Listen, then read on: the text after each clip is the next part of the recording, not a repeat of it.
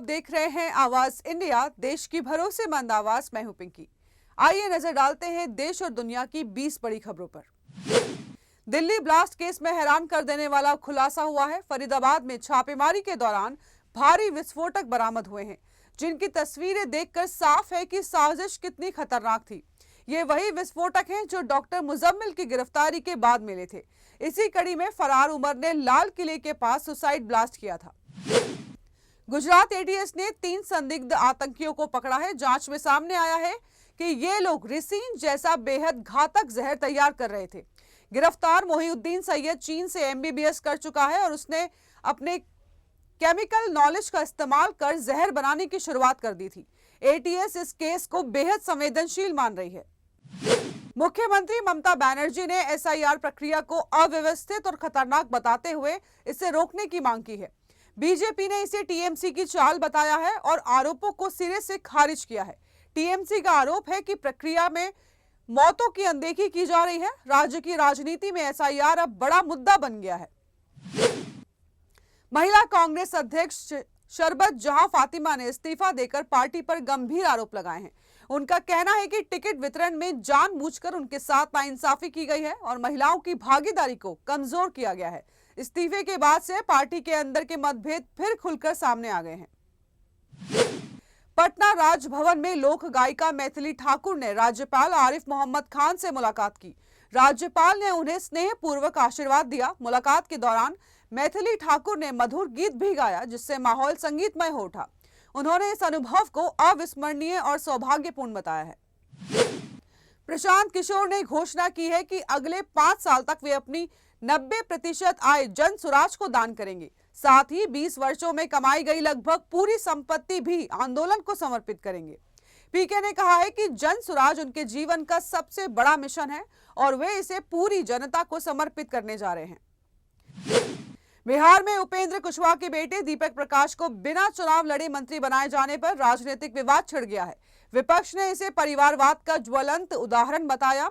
इस फैसले के बाद राज्य की राजनीति में परिवारवाद पर बहस और तेज हो गई है। मुख्य न्यायाधीश बीआर गवई 23 नवंबर को रिटायर हो रहे हैं। विदाई में उन्होंने अपने बचपन और जीवन के अनुभव साझा किए और कहा है कि वे सभी धर्मों में आस्था रखने वाले सच्चे सेक्युलर व्यक्ति हैं।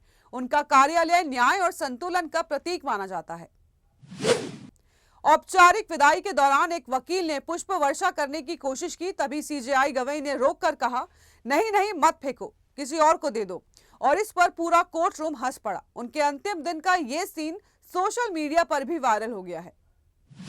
लाल किला ब्लास्ट के बाद उपराज्यपाल ने सुरक्षा एजेंसियों को बड़े निर्देश दिए हैं। अमोनियम नाइट्रेट की बिक्री पर निगरानी, सोशल मीडिया पर कट्टरपंथ की रोकथाम और खुफिया तंत्र को और मजबूत करना और डॉक्टरों का डिजिटल डेटाबेस तैयार करने के भी आदेश दे दिए हैं। भुज में गृह मंत्री अमित शाह ने कहा है कि देश से नक्सलवाद को जड़ से खत्म किया जाएगा और एक एक घुसपैठियों को बाहर निकाला जाएगा। उन्होंने विपक्ष पर घुसपैठियों का समर्थन करने का आरोप लगाया है। शाह ने कहा है कि एसआईआर देश को सुरक्षित और निर्मल बनाने की प्रक्रिया है। ईडी ने झारखंड और बंगाल में 40 से ज्यादा ठिकानों पर छापेमारी की। मामला अवैध खनन और तस्करी से जुड़ा है। छापेमारी के दौरान एलबी सिंह ने पुलिस पर अपने पालतू कुत्ते छोड़ दिए, जिससे टीम को काफी दिक्कतों का सामना करना पड़ा। जांच तेजी से आगे बढ़ रही है। सिंगर जुबिन नौटियाल महाकाल मंदिर पहुंचे, जहां उन्होंने भस्म आरती में हिस्सा लिया। उन्होंने कहा कि वे जल्द ही नई कॉन्सर्ट सीरीज शुरू करने वाले हैं और उससे पहले महाकाल का आशीर्वाद लेने यहां आए हैं। उन्होंने भारत को लेकर भी दिल से जुड़ी बातें कही। अमेरिकी राष्ट्रपति डोनाल्ड ट्रंप ने ब्राजील के एयरक्राफ्ट पार्ट्स पर लगा 40% टैरिफ हटा दिया है। इससे पहले खाद्य उत्पादों पर भी टैरिफ में राहत दी गई थी। माना जा रहा है कि दोनों देशों के बीच जल्द नया व्यापार समझौता हो सकता है, जिससे ब्राजील को बड़ी आर्थिक राहत मिलेगी। दिल्ली एनसीआर में वायु गुणवत्ता बेहद खराब होने के बाद सभी स्कूलों, कॉलेजों और खेल संघों में होने वाली शारीरिक प्रतियोगिताओं को रोक दिया गया है।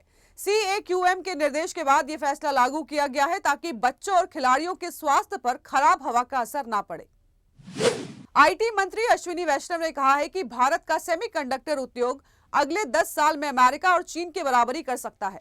सरकार का $10 अरब का इंसेंटिव प्रोग्राम मैन्युफैक्चरिंग और डिजाइन क्षमताओं को तेजी से बढ़ा रहा है। इसे भारत के टेक भविष्य की बड़ी छलांग माना जा रहा है। थाईलैंड में आयोजित मिस यूनिवर्स 2025 में मेक्सिको की फातिमा बोश ने ताज अपने नाम किया। पिछले साल की मिस यूनिवर्स विक्टोरिया थेलविग ने उन्हें ताज पहनाया। फातिमा बोश अपनी सामाजिक कार्यों के लिए भी जानी जाती हैं और अब ग्लोबल आइकन बन चुकी हैं। पंजाब प्रांत में एक केमिकल फैक्ट्री में बॉयलर ब्लास्ट होने से बड़ा हादसा हुआ। धमाका इतना जोरदार था कि पूरी फैक्ट्री और आसपास की इमारतें गिर गई। हादसों में कम से कम 15 लोगों की मौत हो गई है और कई घायल हैं। राहत और बचाव कार्य जारी है। डोनाल्ड ट्रंप जूनियर उदयपुर पहुंच चुके हैं। वे अमेरिकी अरबपति परिवार की भव्य शादी में शामिल होंगे। इससे पहले उन्होंने ताजमहल का दीदार किया। शादी में कई अंतर्राष्ट्रीय मेहमानों के शामिल होने की उम्मीद है, जिससे समारोह और भी खास हो सकता है। भारत और साउथ अफ्रीका के बीच दूसरा टेस्ट गुवाहाटी में खेला जाएगा। शुभमन गिल गर्दन दर्द के चलते बाहर हो गए हैं और टीम की कमान ऋषभ पंत संभालेंगे। नीतीश रेड्डी को मौका मिल सकता है। भारत 0-1 से पीछे है और क्लीन स्वीप का खतरा बना हुआ है। देश और दुनिया की बड़ी खबरों में फिलहाल के लिए इतना ही। जुड़े रहिए आवाज इंडिया के साथ। जल्द होगी मुलाकात। तब तक के लिए नमस्कार।